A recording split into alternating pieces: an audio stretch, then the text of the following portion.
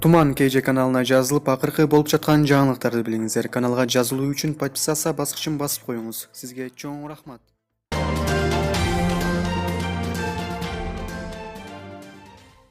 Орусияда курьер болуп иштеген кыргыз жигит 10 сааттан ашык тынымсыз иштегенден кийин каза болду. Орусияда курьер болуп иштеген кыргыз жигит 10 сааттан ашык тынымсыз иштегенден кийин каза болду. Бул тууралуу Орус сегментиндеги социалдык тармактардын колдонуучулары жазышууда. Андагы маалыматка ылайык Яндекс Еда тамак аш жеткирүү кызматында иштеген 20 жаштагы Артык Оразалиевден жетекчиси заказдарды мүмкүн болушунча эрте жеткирүүнү талап кылган. 10 саат тынымсыз иштеген Оразалиев велосипединен жыгылып түшүп каза болуп калган. Анын өлүмүнө жүрөк ооруусу себеп болушу мүмкүн экендиги айтылууда. Аталган маалыматты Орусиядагы кыргыз элчилигинин басма сөз кызматы да тастыктады. Оразалиевдин каза болушунун себеби боюнча азырынча так маалымат жок. Дайындалган экспертизанын жыйынтыгы чыга элек. Ал досу менен сүйлөшүп турган учурда эс учун жоготуп, велосипедден жыгылган, деди басма сөз кызматкери. Булак Супер KJ.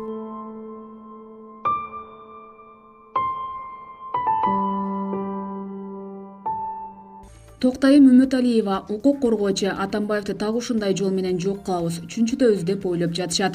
Укук коргоочу Токтайым Үмүталиева менен КСДПны экинчи ирет каттоого алган Юстиция министрлигинин аракети жана Сагынбек Абдрахманов тууралуу сүйлөштүк. Токтайым эже Юстиция министрлиги жакшынакай эле иштеп, тазаланып, күчтөнө баштаган КСДП партиясын экинчи ирет каттап, Сагынбек Абдрахмановду партиянын лидери кылыптыр. Алардын партияны тартып алуу аракети мыйзамдын алкагында эле болдубу же аша чаап кетиштиби? Ачыгын айтыш керек, бул жерде мыйзам одуно бузулду. Бийлик мындайга жол бербеши керек болчу.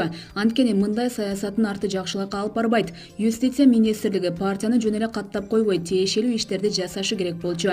Булар эч нерсени карабай эле каттап койгону кызык болду. Айтайын дегеним, эгер маанилүү делген документтер урдалса гана биринчисин жокко чыгарып, экинчи жолу каттоого алынат. Бул жерде КСДП документин жоготуп алмак тургай күпүлдөп эле иштеп жатат го. Юстиция министрлиги КСДПны экинчи ирет каттарда документинин анык экенин далилдеген нотариустан бекитилген документтердин копиясына таянышы керек болчу.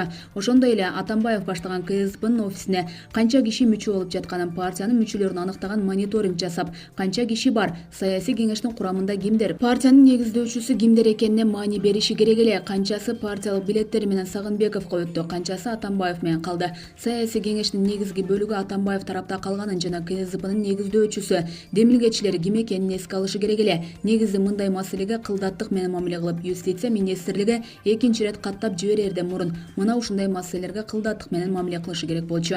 Арыз берер менен эртеси эле каттаганы күмөн туудурат. Жана да окшош аттарды каттаганга акысы жок. КСДП плюс же дагы бир нерсе кошулуш керек. Юстиция министрлиги каттап, Сагынбек Абдрахманов партияны тартып алдым дегени менен ага КСДПны Атамбаев оңой олтоң эле берип койбойт. Буларда өз чындыгын айтып, мыйзамдын одуно бузулганын далилдеп, партияны тарттырып жибербей калуунун аракетин көрөт. Менимче бул жагдай сот процесстери менен коштолот. Ал тургай мындай жагдайлардын түбү бийликке чоң соккуда жаратышы мүмкүн. Баса Сагынбек Абдрахманов КСДПга тиешелүү мүлктөр, банктагы эсептер, ал тургай устав, мөөрдү Атамбаев мага өткөрүп бериши керек. Эгер айтканымды аткарбаса, күч органдарына кайрылам деген билдирүү жасап жатат го. Эгер күч органдары бул жерден мыйзамды тебелеп Атамбаевдин партиясын тартып алууга кул кабыш кылса, анда бийлик саясий рейдерликке жол ачып бергенге барабар иш кылышта. Мындай ишинин түбү мамлекет үчүн, мамлекеттин коопсуздугу үчүн тескери таасирин тийгизип коюшу мүмкүн. Анткени кырдаал курчуп бараткан маалда бул жагдай ого бетер отко май чачкандай эле иш болуп калышы ыктымал. Ошон үчүн партияны тартып алуудан мурун акыл калчап иш кылып, диалог уюштурса, маселени тынчтык жол менен чечкенге аракет кылса болмок.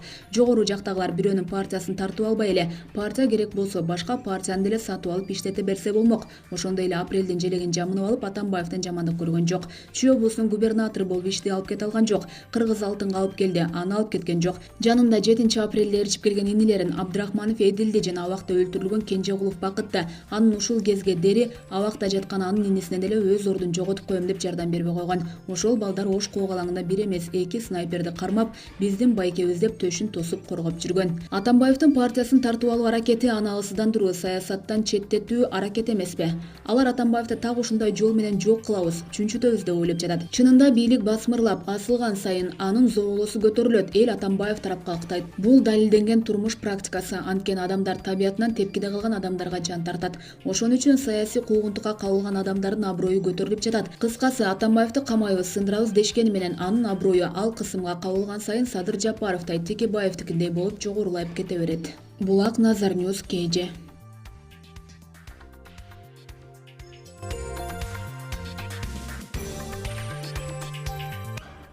Атамбаевден КСДПны талашкан Абдрахманов Асылбек Жээнбеков менен көптөн бери таанышпыз. Асылбек Жээнбеков менен көптөн бери таанышпыз, бирок КСДП Атамбаевсиз кыймылына анын тиешеси жок деп бүгүн 18 апрелде маалымат жыйынында өзүн КСДПнын жаңы төрагасымын деген Сагынбек Абдрахманов билдирди. Анын айтымында аталган кыймыл өз ишин токтотту. Бул кыймыл КСДПнын ичинен чыккан. Парламенттеги коалиция биз тарапта, деди ал. КСДПнын юристи деп өзүн тааныштырган Муратбек Жапаров Атамбаевдин доору бүттү деп айтты. Азыр КСДПнын жаңы мыйзамдуу төрагасы Сагынбек Абдрахманов. Юстиция министрлигинин тиешелүү чечими бар, деди Жапаров. Булак Супер КЖ.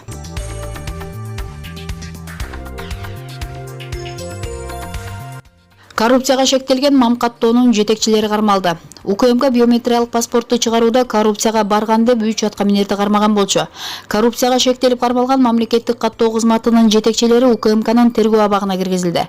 Бул туурасында Спутник Кыргызстан агенттигине сот органдарындагы өздүк булак билдирди.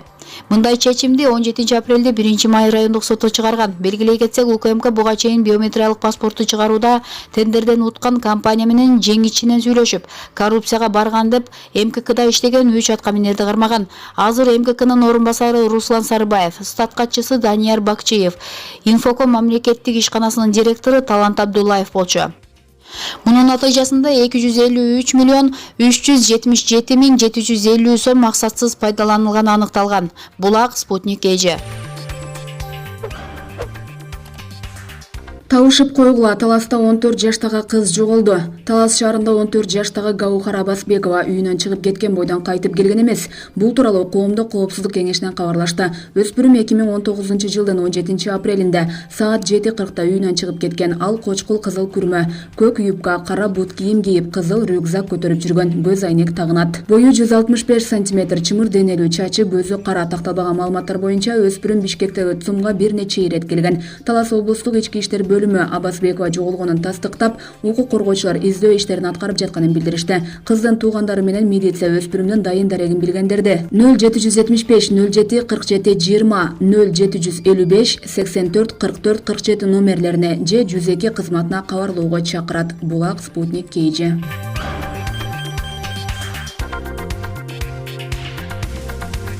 Эмилбек Каптагаев Атамбаев 200-дүүлүктүн арамзалыктын, саясий куйтулуктун үлгүсү. Акыркы күндөрү мурдагы президент Алмазбек Атамбаевдин достору Атамбаевке суроосун же пикирин социалдык тармак аркылуу бере баштады көрүнөт. Саясатчы Эмилбек Каптагаев Атамбаевке сын пикирин айтып баштады. Эмилбек Каптагаевдин Атамбаевке айткан беймаза суроолору, каттоосу жок калган СДПК деген партиянын жана анын ана башчысы Атамбаевдин учурда соттор Өмүрбек Текебаевке, Дүйшөн Чотоновго, Садыр Жапаровго карата акыйкат болушун, ар бир иш адилеттик менен каралышын, чыгарылган өкүмдөр мыйзамдуу болуусун талап кылуусуна моралдык укуктары бар беле. Бүгүн Атамбаев тарабынан соттор Текебаевдин, Чотоновдун, Жапаровдун иштерин кайра карасын деген талаптын коюлуп жатышын 200-дүүлүктүн, арамзалыктын, саясий куйтулуктун суу кошпогон үлгүсү деп айтсак болобу деп жазып калтырган Эмилбек Каптагаев. Булак Назар Ньюс КЖ.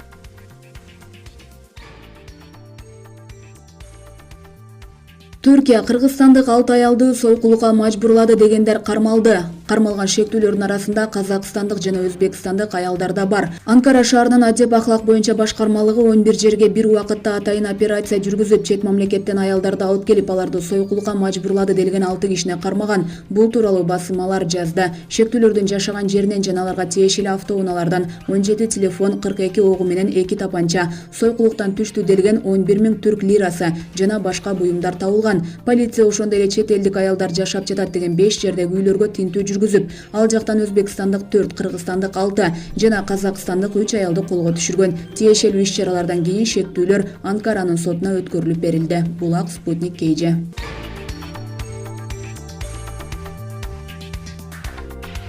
Президент Индиянын жана Пакистандын мамлекет башчыларына көңүл айтты. Президент Сооронбай Жээнбеков кечээ 19 апрелде Индияда жана Пакистанда нөшөрлөгөн жаандын, куумду борондун жана ташкындын кесепетинен адамдар каза болуп жабыр тарткандыгына байланыштуу Индиянын президенти Рам Натх Ковиндке жана Пакистандын президенти Ариф Алвиге көңүл айтты. Бул тууралуу президенттик аппараттын маалыматтык саясат бөлүмүнөн кабарлашты. Нөшөрлөгөн жаандын, куумду борондун жана ташкындын кесепетинен адамдар каза болду жана жабыр тартты деген суук кабарда терең кайгыруу уруу менен кабыл алдым. Кыргыз Республикасынын элдин атынан жана жеке өзүмдүн атымдан бул табигый кырсыктан каза болгондордун жакындарына көңүл айтуу менен бардык жабыр тарткан адамдардын тез сакайып кетишин каалайм деп айтылат мамлекет башчысынын көңүл айтуу телеграммасында. Булак Барометр KG.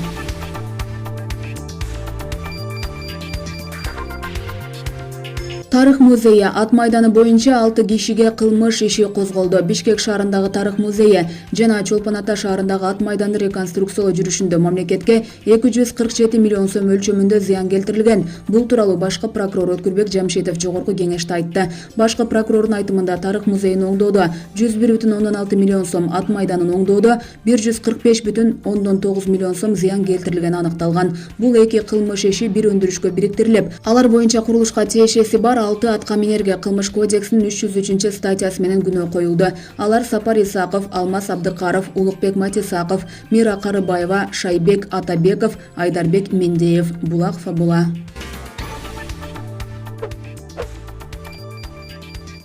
Украинанын президенттигине талапкерлер чогулган элдин алдында чөгүлөштү. Кечээ 19 апрелде Украинанын президенттигине талапкерлер Владимир Зеленский жана Петр Порошенко 35 000 көрүүчү чогулган стадиондо дебат өткөрүштү. Алардын кайым айтышуусун түз эфир аркылуу миллиондогон көрүүчүлөр көрүп турушту. Алгач Порошенко атаандашына кайрылып, анын Владимир Путиндин алдында чөгөлүүгө макул болгонун эскертти. Сиз Путиндин алдына чөгөлүп кечирим сурайм дегенсиз. Өзүңүздүн тамашаларыңызда Украинаны сойкуга теңегенсиз. Элден качан кечирим сурайсыз деп суроо салды Порошенко. Зеленский ага жооп иретинде Украинада тынчтык болушу үчүн бардык нерсеге даяр экенин билдирди. Украинанын эли чөгөлөбөшү, Донбасстагы согуш токтошу үчүн орус президентинин алдына чөгөлөгөнгө даяр экенимди айткам. Мен улуу согуштан кайтпай калган ар бир эненин, өмүрлүк жолдошун согушта жоготкон ар бир аялдын алдында чөгөлөгөнгө даярмын. Сиз дагы ушундай кылыңыз деген Зеленский чөк түшүп чогулган элден кечирим сурады. Порошенко да атаандашынын артынан кайталап, бирок арт жакта өлкөнүн желегин көтөрүп турган аялдын колун өптү. Андан кийин Зеленский: көрдүңүзбү, урматтуу Петр Алексеевич, адам болуу өтө деле кыйын эмес деди. Украинада президенттик шайлоонун биринчи туру 31 мартта өткөн. Алгачкы турдун жыйынтыгы менен эң көп добуш алган талапкерлер шоумен Владимир Зеленский жана учурдагы президент Петр Порошенко экинчи турга өткөн. Шайлоонун экинчи туру 21 апрелде өтөт. Булак Супер KG.